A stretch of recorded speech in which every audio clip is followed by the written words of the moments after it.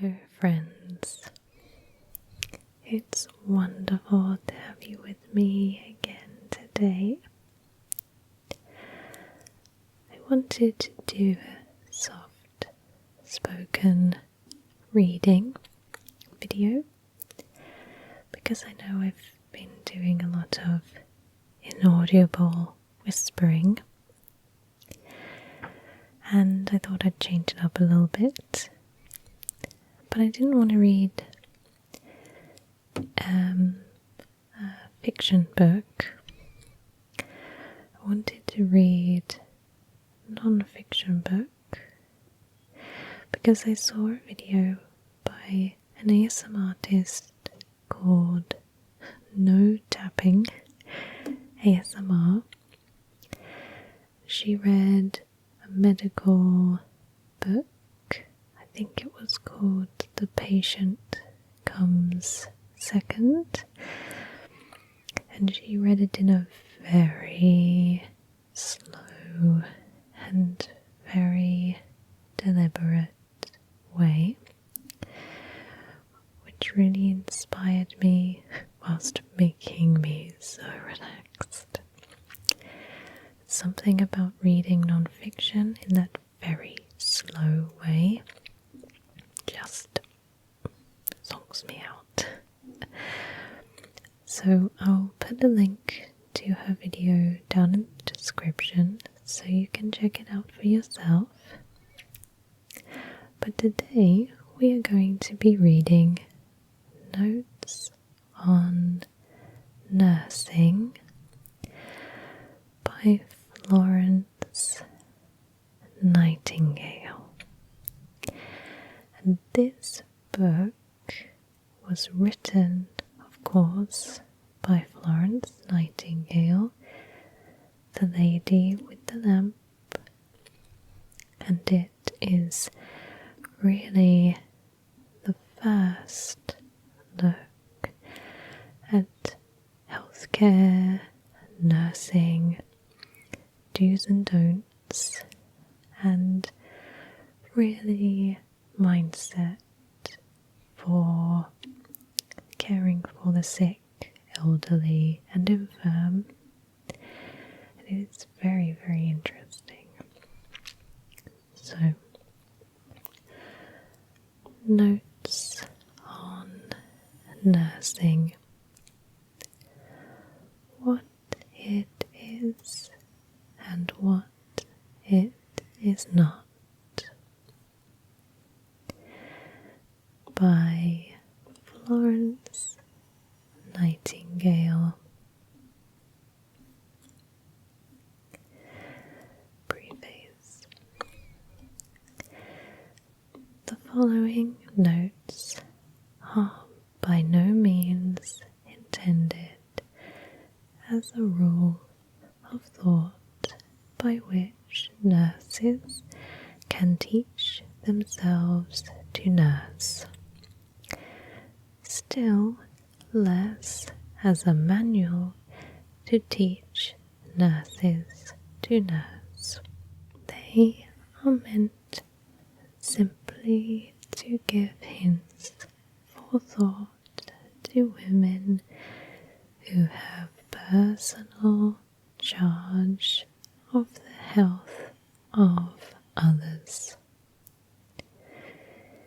Every woman, or at least almost every woman in England, has at one time or another of her life charge of the personal health of somebody, whether child or invalid. In other words, every woman is a nurse. Everyday sanitary knowledge, all the knowledge of nursing, or in other words, of how to put the constitution in such a state as that it will have no disease, or that it can recover from disease takes a higher place. It is recognized as the knowledge which every one ought to have, distinct from medical knowledge, which only a profession can have. If, then, every woman must, at some point or other of her life, become a nurse, i.e., have charge of somebody's health, how immense and how valuable would be the produce of her united experience if every woman would think how to nurse. I do not pretend to teach her how. I ask her to teach herself, and for this purpose I venture to give her some hints. Shall we begin by taking it as general principle that all disease at some period or other of its course is more or less a reparative process, not necessarily accompanied with suffering, an effort of nature to remedy a process of poisoning or of decay which has taken place weeks, months, sometimes years beforehand, unnoticed, the termination of the disease being then, while the antecedent process was going on, determined. If we accept this as a general principle, we shall be immediately met with anecdotes and instances to prove the contrary. Just so, if we were to take as a principle all the climates of the earth are meant to be made habitable for man by the efforts of man, the objection would be immediately raised. Will the top of Mont Blanc ever be made habitable? Our answer would be, it would be many thousands of years before we have reached the bottom of Mont Blanc in making the earth healthy. Wait till we have reached the bottom before we discuss the top. In watching disease, both in private houses and in public hospitals, the thing which strikes the experienced observer most forcibly is this, that the symptoms or the sufferings generally considered to be inevitable and incident to the disease are very often not symptoms of the disease at all, but of something quite different, of the want of fresh air, or of light, or of warmth, or of quiet, or of cleanliness, or of punctuality and care in the administration of diet, of each or of all of these. And this quite as much in private as in hospital nursing. The reparative process which nature has instituted and which we call disease, has been hindered by some want of knowledge or attention. In one or in all of these things, and pain, suffering, or interruption of the whole process sets in.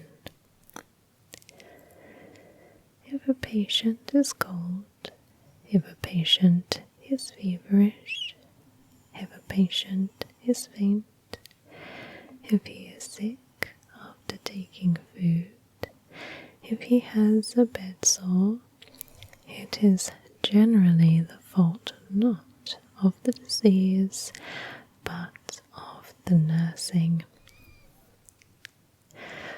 I use the word nursing for want of a better. It has been limited to signify little more than the administration of medicines and the application of poultices. It is ought to signify the proper use of fresh air, light, warmth, cleanliness, quiet, and the proper selection and administration of diet, all at the least expense of vital power to the patient. It has been said and written scores of times that every woman makes a good nurse. I believe, on the contrary, that the very elements of nursing are all but unknown. By this, I do not mean that the nurse is always to blame. Bad sanitary, bad architectural, and bad administrative arrangements often make it impossible to nurse. But the art of nursing ought to include such arrangements as alone make what I understand by nursing possible. The art of nursing, as now practiced, seems to be expressly constituted to unmake what God had made disease to be, viz., a reparative process. To recur to the first objection, if we are asked, is such or such a disease a reparative process? Can such an illness be unaccompanied with suffering?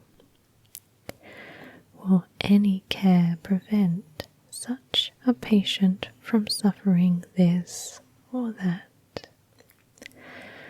I humbly say I do not know.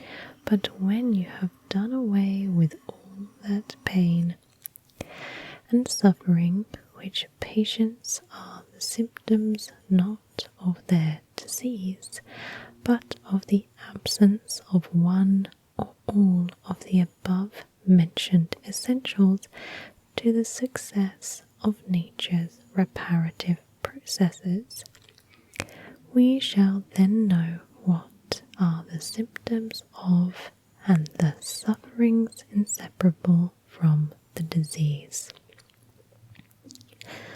Another and the commonest exclamation which will be instantly made is, would you do nothing then in cholera, fever, etc.?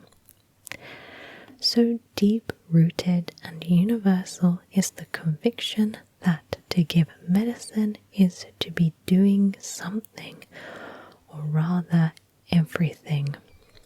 To give air, warmth, cleanliness, etc. is to do nothing. The reply is that in these and many many other similar diseases, the exact value of particular remedies and modes of treatment is by no means ascertained, while there is universal experience as to the extreme importance of careful nursing in determining the issue of the disease.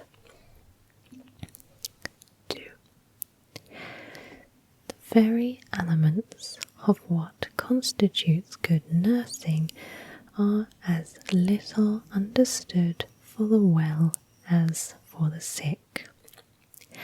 The same laws of health or of nursing, for they are in reality the same, obtain among the well as among the sick. The breaking of them produces only a less violent consequence among the former than among the latter, and this sometimes, not always. It is constantly objected, but how can I obtain this medical knowledge? I am not a doctor. I must leave this to doctors. O mothers of families, you who say this, do you know that 1 in every 7 infants in this civilized land of England perishes before it is 1 year old? That in London 2 in every 5 die before they are 5 years old, and in the other great cities of England nearly 1 out of 2. The life duration of tender babies, as some Saturn-turned-analytical chemist says, is the most delicate test of sanitary conditions. Is all this premature suffering and death necessary? Or did nature intend mothers to be always accompanied by doctors? Or is it better to learn the pianoforte than to learn the laws which subserve the preservation of offspring? Macaulay somewhere says that it is extraordinary that, whereas the laws of the motions of the heavenly bodies, far removed as they are from us, are perfectly well understood, the laws of the human mind, which are under our observation all day and every day, are no better understood than they were 2,000 years ago. But how much more extraordinary is it that, whereas what we might call the coxcombries of education, example, the elements of astronomy, are now taught to every schoolgirl, neither mothers of families of any class, nor schoolmistress of any class, nor nurses of children, nor nurses of hospitals, are taught anything about those laws which God has assigned to the relations of our bodies with the world in which He has put them. In other words, the laws which make these bodies into which He has put our minds, healthy or unhealthy organs of those minds, are all but unlearnt. Not but that these laws, the laws of life, are in a certain measure understood, but not even mothers think it worth their while to study them, to study how to give their children healthy existences. They call it medical or physiological knowledge, fit only for doctors. Another objection. We are constantly told, but the circumstances which govern our children's healths are beyond our control. What can we do with winds? There is the east wind. Most people can tell before they get up in the morning whether the wind is in the east. To this, one can answer with more certainty than to the former objections. Who is it who knows when the wind is in the east? Not the Highland drover, certainly, exposed to the east wind, but the young lady who is worn out with the want of exposure to fresh air, to sunlight, etc. Put the latter under as good sanitary circumstances as the former, and she too will not know when the wind is in the east. So I will leave it there. That was just the preface. And as you can tell, some of these mindsets or views or opinions are quite outdated now, but there is some value to what Florence Nightingale is saying. From what I have deduced from just the preface alone, is basically she believes that everybody should have some basic medical knowledge. Doesn't matter who you are, where you come from, if you understand the basic need for sanitary conditions, good light, good airflow, cleanliness, things that we all take for granted nowadays. You can help, for instance, your children, the people you care for, and make your life a whole lot better. And I would like to think that as a civilization now, a lot of us do have this common knowledge. And plus we have Google, right? Whenever something bad happens to us medically, we always consult Google first. So I'm going to leave it there. Let me know if you like this style of reading, and whether or not you would like me to continue with notes on nursing. It gets very, very interesting. So thank you so much for watching.